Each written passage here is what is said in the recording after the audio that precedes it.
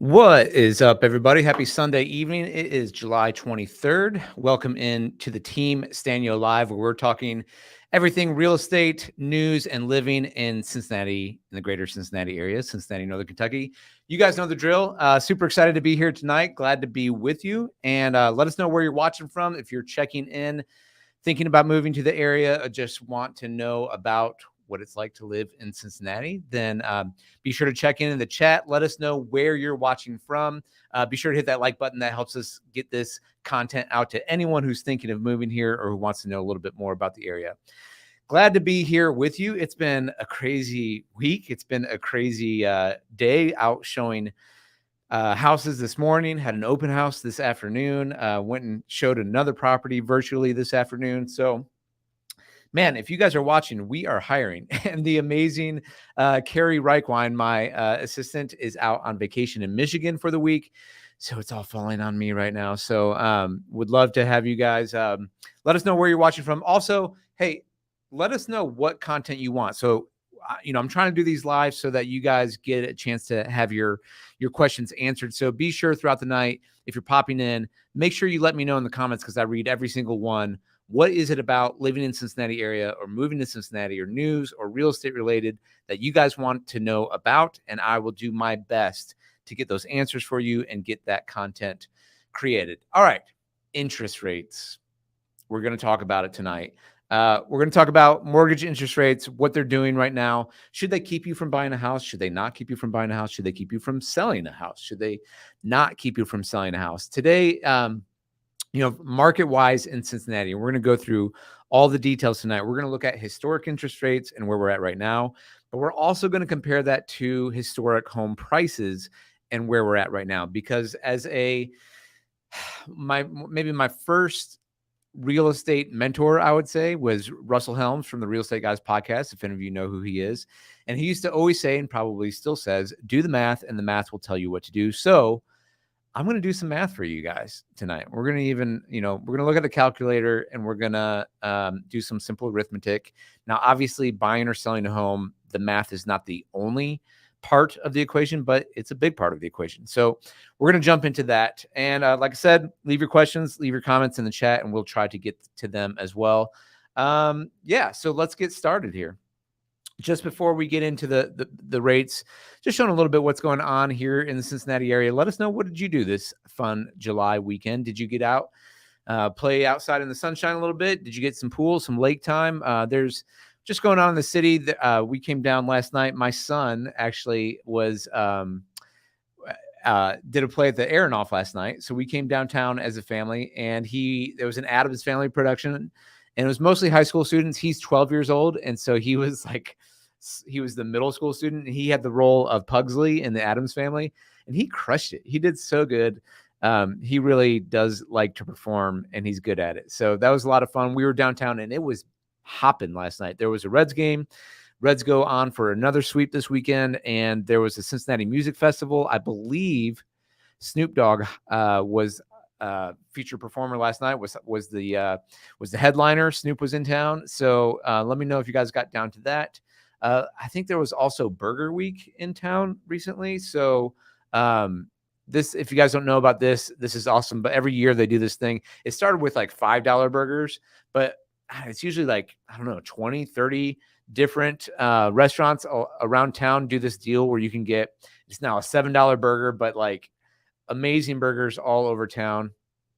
Oh, that looks good. Ooh, yeah. I'd be down for that one. So let me know. Did you guys get out there at Burger Week or anything? That's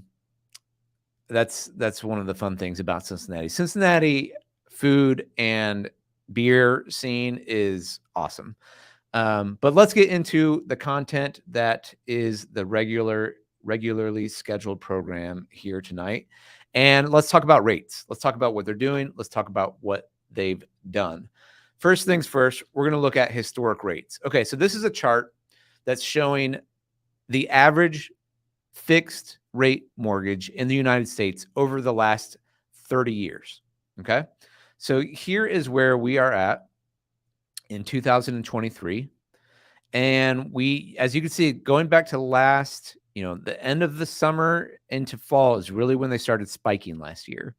And they were down in the threes, and we were enjoying those 3% rates, weren't we? Cheap, cheap money, 3%, and then boom, big spike back through the fall and the winter as you see it climb through, really sharply here. December, January, February, they kept going up, up, up, because basically, the Fed was really trying to get a handle on inflation, and mortgage rates kind of followed along with this. So you went down from the threes up into the sixes, the sevens. It's hit 7 a few times. It's dipped down. It's around maybe 6.5 right now, 6 3/4. It's kind of been in that range for the last several months. So that's important to know, right? When you're buying a house, it would have been a lot nicer if you could have had, cheaper rates than 6.5%. Obviously, 6.5 compared to 3.5 is a big difference. In fact, let's take a look at that really quick. Let's look at a quick mortgage calculator. If you're doing a $300,000 house and you're paying, let's just use 6%. Okay. 6% rate puts you at $1,740 a month. About, let's call it $1,750 versus, let's go back to 4%. You're at $1,448. So roughly, what is that? $300 difference, right? On a $300,000 mortgage, if you're putting 20% down on a 30-year fixed rate, it's $300 difference. That's a big deal. We're going to come back to that. Let's go back to this chart, because the reason why I'm showing you this chart is I want to educate you guys. I want to make sure you understand where we're at historically, and I want you to buy houses, obviously. No, but what I really want you to know is where we're at right now is average for the last 30 years where we've been. I know it feels really, really high, and it feels like a double whammy, because it is a double whammy, because home prices have gone way up, wages have not kept pace, and the rates are up. And so I get that. I get, for first-time home buyers, trust me, I understand that for first-time home buyers, this is like a crazy challenge. And if you're in that range, anywhere from 150 to 250, it is a challenge, and I get that. Now, where we're at right now in the market is we're still seeing multiple offers, but not as crazy. And we are feeling that seasonality right now, where we're getting towards the end of the summer market and things start to cool off a little bit. The other thing that happens at the end of the summer, which I was really feeling and noticing today, is that buyers who have been shopping throughout the spring and summer, particularly the ones who haven't got a house, because the ones who have got a house, they're not shopping right now. And they were probably really aggressive early on in the summer and spring, and they got their house. The ones who are shopping right now might be a little bit more conservative. This happens every year. And we always see there's a couple of things that are happening right now this time of year. Number one, people are on vacation, and a few less people are out there buying houses. Number two, people are settling down for the school year, because here in Cincinnati, anywhere from, it used to be early September, but now it's like mid-August to sometimes even early August, school is starting. And so now that we are getting in the tail end of July, a lot of families who are wanting to buckle down for the school year, they're like, look, let's just get into the school year. We'll try again next year. They might not be out there shopping for a house right now. So, and then the other group of people you have, excuse me while I take a drink, are people who have been shopping and have maybe, that's really hot. That just burned me. People who have been burned or who've lost out on multiple offers, and they might just wait a little. They might just be a little bit more conservative in their shopping. They're like, you know what? I don't want to go into multiple offers the first weekend. If it makes it through that first weekend, great. Then we'll go look at it on Monday or Tuesday. But I'm tired of going out there and looking at it on Friday or Saturday and then getting into a bidding war and then losing out. It wears on you. Like, I get it. And even agents, it wears on agents too, believe it or not. And agents are like, you know what? Let's just wait. Let's just wait and see if it makes it through the weekend. So it's cooling off a little bit. That's where we're at in the market. Just heads up. Now, going back to this chart, and again, what I wanted to show you was we're about average. Like, if you go back and look at this historically, now this is back in obviously this was kind of a crazy time historically, but late 70s and early 80s, You had rates starting in the 8s, climbing to 12s, 13, 15, 16, 18. You had rates up at 18%. So you think you had it bad. They had rates up at 18%. Now they fell, but through most of the 80s and the 90s, you're at 10, 11%, 10%. Here's 8%. Here's a peak in 95 at 9%. Up in 99, you were at 8%. It dipped down a little bit to around 7. And then from 2000, basically all the way until 2013, rates went down from around 7-8% all the way down to, they were in the 6s, the 5s, even then down in the 4s, mid 4s, down in the 4s, all the way down to the 3s. Then they hiked back up a little bit in 2013. They were still in the 4s. They climbed back up to the 4s, the 5s, high 4s. But these were very low compared if you take this national average over 30 years. And then in the last, since 2018, this was unprecedented. When you went down from about the high 4s and they kept going down, all the way down into the 2s even, to where they've popped back up in the last year. So this is, I just show you this to kind of give you some context that the last 5 years were really the crazy town years where rates were so low. And I get it. You wish you want, but just looking at this chart, how often has that happened in the last, this is going back to 1971. So we're looking at 50 years. So the rates we experienced in the last 5 years down below 4%, that's the weird time, right? That's when it's been, uncharacteristically low. Okay, so I want to compare this chart. So now that you got a little context, where we're at right now is about average. Okay, 6% over the last 30 years. Now, if you add I'm not adding the 70s and 80s because that was crazy town too, up in the 18%. But in the last 30 years, 6% was about average. Now let's look at the average home prices. Different chart, right? So look at this. Here's your rates, and they mostly they were way up in the early 80s. But even in the early 80s, late 70s, when rates went way up, what happened to house prices? House prices went up. You guys see that? So this is the average sale price of houses sold in the United States.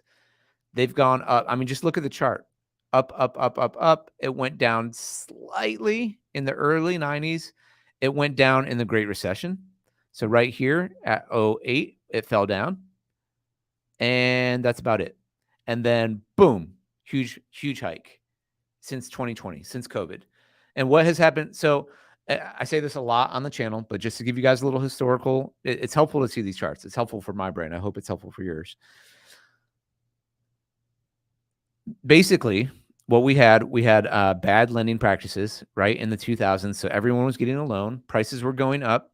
And then we had the recession because a lot of people had loans they didn't. And then we had a ton of inventory after the Great Recession because people had houses that they couldn't afford. So when they lost their job, tons of homes went into foreclosure. Now you had all this supply and a little demand, and that's when prices went down.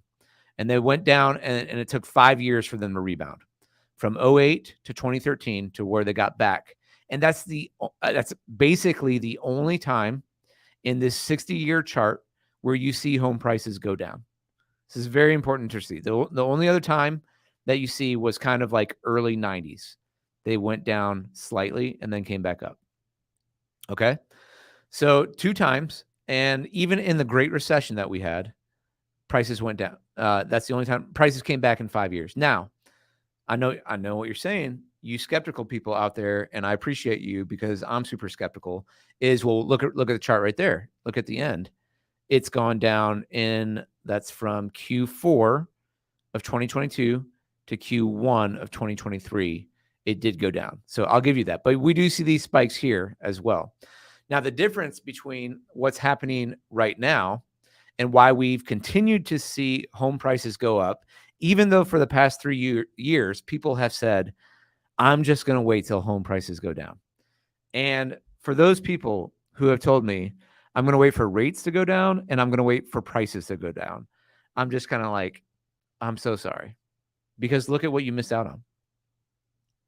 Look at like if you would have bought your house in 2020 or in 2019 or 17, right? And that house was worth 384 in 2018, it's now worth 552. You missed out on $160,000 in equity. If you would have bought, even just last year, where are we? We're Q2. So now it's about even with last year. So we have kind of level, but the thing I want to point out here is this is national. Give me 1 second here because I want to show you.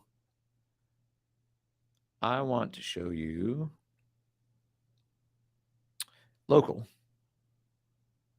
Window. Okay. Share. Boom. Okay. So I'll show you the national prices because in some cities, prices are going down. I tend to get calls from a lot of people from those cities like San Francisco or Chicago or Seattle. We are seeing home prices go down there because a lot of people are fleeing certain cities.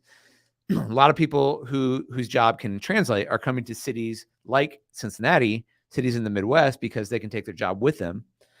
And so what has happened here, let's look at this chart in the last 3 years and what has happened in the last 1 year, because we can look at that too. So in the last 3 years, this is Claremont, Warren, and Butler and Hamilton County. And I've got the chart is basically exactly the same. This is Northern Kentucky, Kenton, Boone, and Campbell. And the chart is basically the same. What you're seeing is that the median price of a home sold in basically Cincinnati, these 4 counties, was $210,000 in 2020. So that's Q2 of 2020 right here. And in Q2 of 2023, 3 years later, the median home price was $290 in Cincinnati. So this is everything. This is everything single family and condominium.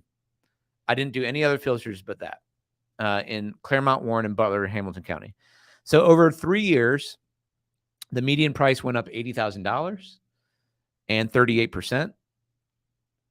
Let's do the math on that, right? 38 divided by 3. What are we looking at? 13, almost 13%, a little over 12%, 12.5%, something like that. 12.5% appreciation in Cincinnati over the last 3 years.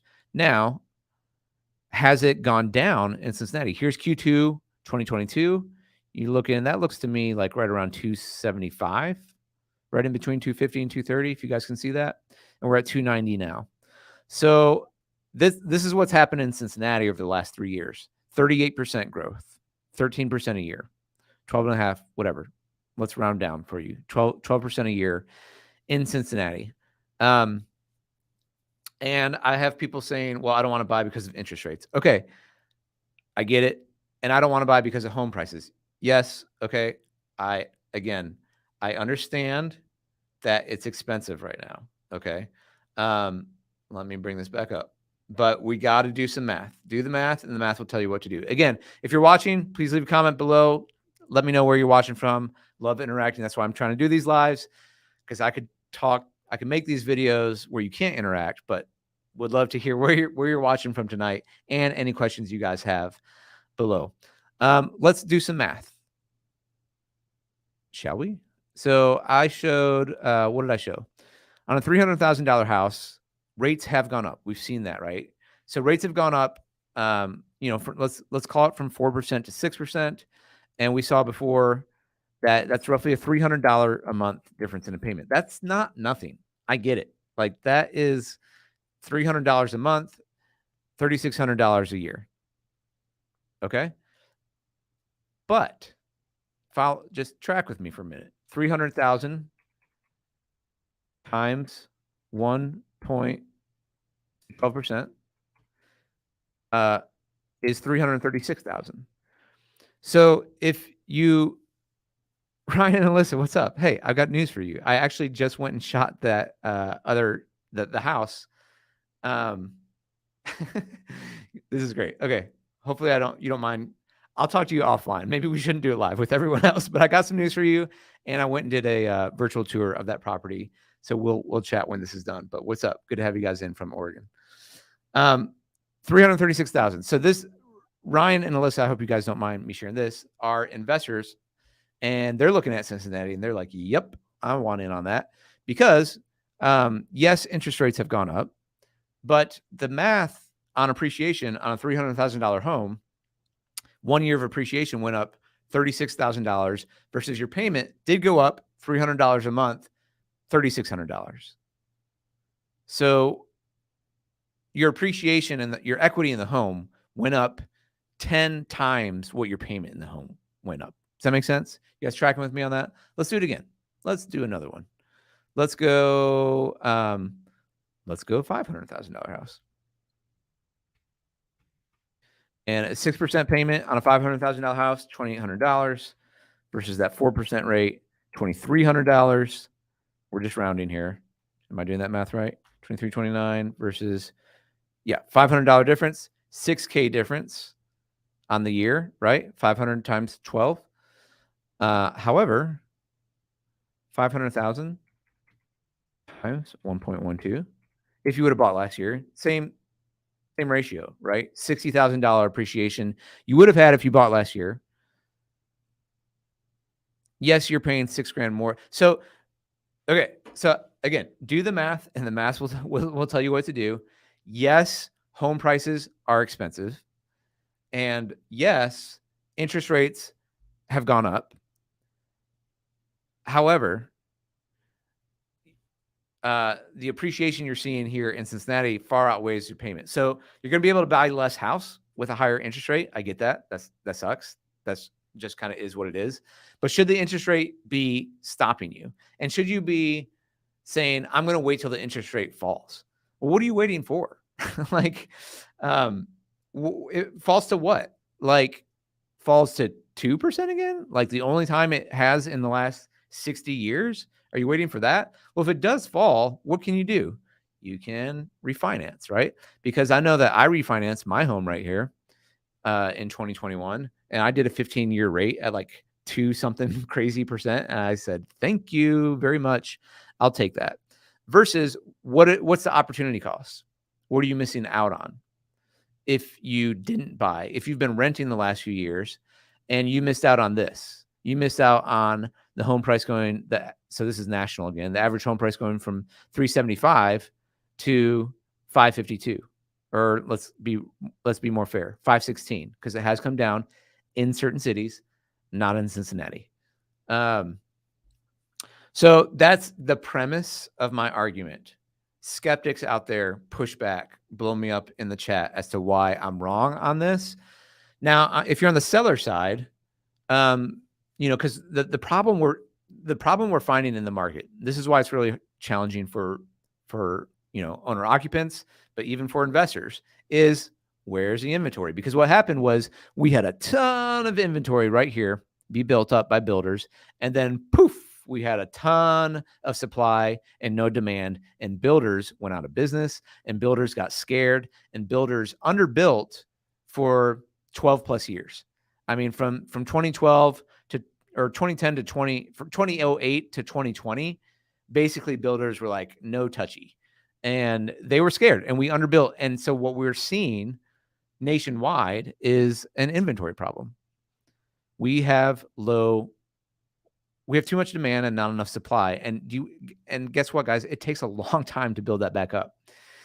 And so can prices go down? Yes, they can. And this is why I don't think your decision should only be built on interest rates or prices. I think it's much wiser for you to make a decision on buying a house based on your situation. Like, do you need to buy a house? Do you want to stop renting? Do you need more space in your house because you've had another kid or another 2 kids, or in my situation, 5 kids? And so I guess my point is, don't let the market dictate to you what is best for your situation. Same with if you're a seller. Now, there's a lot of, I think one thing that's happened in the market, this is very clear. There's been a lot of people that have said this, is that sellers aren't selling because they don't want to sell their, because they all refinanced. Everyone refinanced a couple of years ago back here, somewhere in here, right? They're probably under 4% on their home loan. And they're like, I don't want to sell my house and then go get a rate at 6.5 because my rate's at 4. And I get it. I do get it. Like, having a higher rate sucks. But again, you've got to do the math, because how long have you held that house? Have you had it for 3 years? Have you had it for 8 years? Have you had it for 13 years? Back when the home price was 270, did you buy it in 2010 for 270 and it's now worth 550? It's now worth double what you bought it. And so you're going to, let's say you want to downsize and you're like, well, I don't want to because it's, it's so expensive and the rates are higher. Well, yes, but you also might be cashing in on 50, 75, 100, 150, 200K in equity. So like, how long for that higher rate, and maybe you don't need a rate. Maybe you can take all that equity and you only need a loan for 100 grand, or 50 or whatever, 200 grand, and you can get the property you want. Now, again, you got to do what's best for your situation. I just think a conversation that's based solely on rates, because rates have gone up, which they spiked up. I think a conversation, a decision based only on rates is missing somewhat of the bigger picture, which is where we're at right now is average for the last 30 years. Where we were at the last few years was crazy town, and we probably won't see it again. And one other point I want to make is, which I haven't talked about, rates could go higher. They can. Rates can go higher, guys. So what are you going to be doing if you didn't buy a house this year? And let's look at the home prices, because this is what home prices typically do. And the home is more expensive next year, and the rate is higher. Now it's at 8%. And you're like, dang it, I should have bought it at 6%. Well, if it goes up, you're kicking yourself. If it goes down, you can refinance. If your time horizon is a year, or 2 years, then maybe I'm like, hey, maybe you should rent. But if you've been wanting to buy a house and you're not, my whole point is if you've wanted to buy a house and you're not, because home prices are up and rates are up, just don't forget what you're missing out on. Okay. Because home prices in inflation go up. That's a nice thing about being a homeowner. Yes, there are other costs with owning a home. There's maintenance. There are repairs you got to make. There's insurance. There are definitely more costs that come with owning a home. Don't get me wrong. But there's also more benefits. It's your own space. It's the reason why it's the American dream. It's your own space. You can do with what you want. You don't have neighbors hopefully crouching in right next door to you. And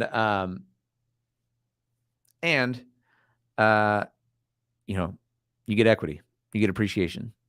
And recently you got a lot of appreciation. And here in Cincinnati, it's still going up. It hasn't gone down. So just want to point that out to you guys. So Ryan and Alyssa, what's up? So, or you can sell and get an investment property to cash flow with. Great point. So all of you homeowners out there who, bought back here in 2010 or earlier, and you've got that equity, you could sell or you could cash that out and get an investment property and cash flow. Start building assets. That's the name of the game here, guys, is if you want to get wealthy, you got to own assets. It's just really simple. And renting doesn't get you there. And I totally understand that competing now for those assets versus other investors and institutional investors, even, because there's all this capital, there's all this liquid floating around, and people are like, what am I going to do with this? And institutional investors are gobbling up real estate as much as they can. And specifically in the Sun Belt is where I've seen it the most. I've read articles where they are, the offers that are coming in on properties, like 30 to 40% of them are from cash investors. And that sucks. If you're trying to buy a house in Nashville or Orlando and you're a first-time home buyer, or wherever, I don't know, Phoenix, like places in Texas, other places, Atlanta, and you're competing against cash investors who will pay over, like, that's hard. I get it. Cincy is still a place. I was talking about this with, I got to show you this. Let me see if I can find this real quick.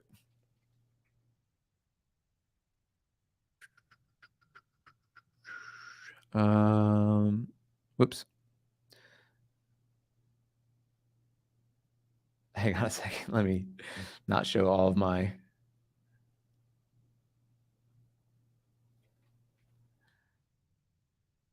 Sorry for the delay. 1 second. I gotta show you guys. I'm bragging a little bit here. But I was able to let's get bigger. So this is me. There's old man Eric. But these other people in the room are some of the top real estate agents in Cincinnati. And we got invited by my man Jeff Bosick here and Ron Erdman with Guaranteed Rate over to Jeff Ruby's to have a steak. I'm for that. So I don't mind getting wine and dine a little bit. But my point was I was talking to, what was great about this event besides the steak was that I got to kind of pick the brain of some of these people who have been doing it longer than me and are smarter than me, and asking them about the market and what they thought. And I was asking Scott Euler, who is an awesome agent, a little bit like, hey, what do you think about Cincinnati in terms of nationally and, investors coming in and our prices compared to like cities like Nashville and like other places where people have gotten priced out, and it's like had a huge, and it's weird. He's like, we just keep kind of flying under the radar a little bit. So for those of you locally who haven't bought a house, I would say it's not going to last much longer. I just can't imagine like the kind of notoriety we are getting. And I'm not saying, and you guys see my, I'm a huge Bengals fan, and I'm not saying that home prices are going to go up strictly because of Joe Burrow, but I think home prices are going to go up because of Joe Burrow. I'm not like, that might be a foolish thing to say, but Cincinnati keeps getting national attention, and sports is a big deal. Like, it's not the only thing that matters, but you start winning a few. I mean, look at Kansas City. Like, how much national attention does Kansas City get now because Pat Mahomes and they've won a few Super Bowls? Is going to happen here, and so more eyeballs are going to come here. More people are going to want to live here. And prices are going to go up. So, all right, guys, that's about all I got tonight. I think I don't want to harp on this too much. I'm not trying to twist your arm and say you have to buy a house. I'm just trying to give you the data. As my real estate mentor said, do the math, and the math will tell you what to do. So I just wanted to show you some of the math. And the math shows that home prices keep going up. And where we are from an interest rate standpoint is that we're about average, and it could go back down. You can refinance, and it could go back up, and you're going to be kicking yourself because home prices, more than likely, because of where we're at from an inventory standpoint. Now, can we have another great recession? Yes, we can. Can you wait it out 5 years? Because the worst economic thing in my lifetime was the Great Recession, and it took 5 years. And I freaking bought in my first house right here. No, right there, Q3 2007. And then, pew, I was like, dang it. But I held that property and I rented it out for 10 years and I sold it in 2020. And so if you can have a longer term time frame, then owning assets is a good way to go. That's my argument. Is that a brilliant enough argument for you guys that owning assets is a good thing? I mean, pretty original, right? All right.